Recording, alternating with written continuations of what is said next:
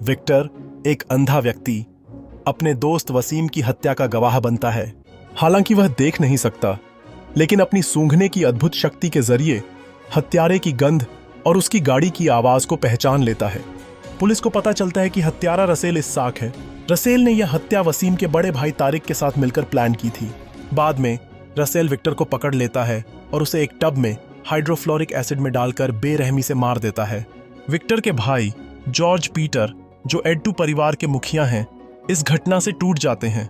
उनका दत्तक भाई मार्को, जिसे बचपन में इटली भेजा गया था, विक्टर की मौत की खबर सुनकर वापस आता है।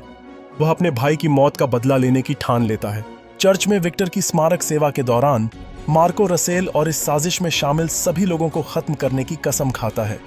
इस समय रसेल भी वहीं मौजूद होता है, लेकिन वह यह सब सुनकर केवल मुस्कुराता है। पीटर मार्को को हिंसा का रास्ता अपनाने से रोकने की कोशिश करता है, लेकिन मार्को बदला लेने के लिए पूरी तरह से दृढ़ रहता है। इसी बीच रसेल का पिता टोनी इस्साक इस मौके का फायदा उठाने की कोशिश करता है। वह पीटर के साथ सोने के बिस्कुट और फिरौती का सौदा करता है, लेकिन इस सौदे के पीछे भी एक गहरी साजिश छिपी होती है। जब पीटर इस सौदे से लौट रहा होता है, तब टोनी के आदमी देव उस पर हमला करता है। देव उसे चाकू मारकर गंभीर रूप से घायल कर देता है, लेकिन पीटर किसी तरह बच जाता है। अस्पताल में पीटर मार्को को बताता है कि विक्टर की हत्या के लिए टोनी और रसेल जिम्मेदार हैं। मार्को बदला लेने के लिए निकलता है। वह रसेल का सामना करता है, लेकिन रसेल उसे गंभीर रूप से घायल कर देता है। रसेल और उसके आदमी मार्को के साथ ही अनवर का हाथ भी चेनसो से काट देते हैं। यह सब देखकर मार्को का गुस्सा और बढ़ जाता है। वह चेनसो लेकर रसेल के कई गुंडों को मार डालता है। इसके बाद मार्को रसेल के आदमी देव को पकड़ लेता है। देव को प्रताड़ित करने पर वह कबूल करता है कि ईशा रसेल के साथ है। यह जानने के बाद मार्को रसेल की फैक्ट्री पर हमला करता है। वहां वह कई गुंडों से लड़ता है और ईशा को बचाने की कोशिश करता है, लेकिन टोनी उसे धोखा देता है।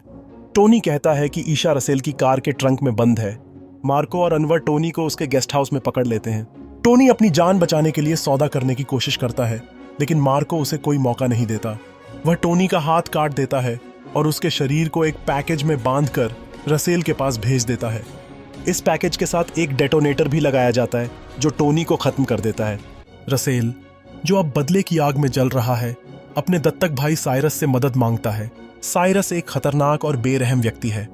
दोनों मिलकर एड्टू परिवार पर हमला करते हैं। इस दौरान रसेल और साइरस परिवार के सभी सदस्यों को बेरहमी से मार देते हैं। बच्चों से लेकर मार्को की मंगेतर मारिया और ईशा तक किसी को भी नहीं बख्शा जाता। यह हमला इतना क्रूर होता है कि परिवार का हर सदस्य मारा जाता है। यहाँ तक कि ईशा के नवजात बच्चे का भी अपहरण कर लिया जाता है।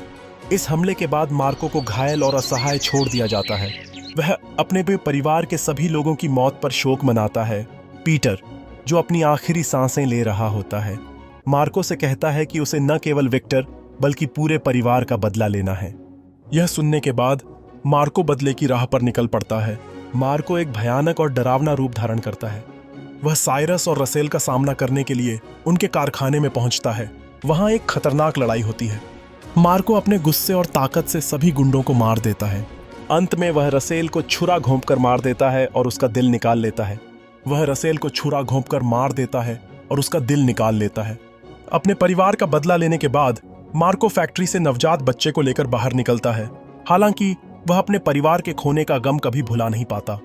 वह विक्टर के बेटे के साथ कुछ समय बिताता है, लेकिन कहानी के अंत में कारों का एक काफिला उसकी तरफ बढ़ता दिखता है।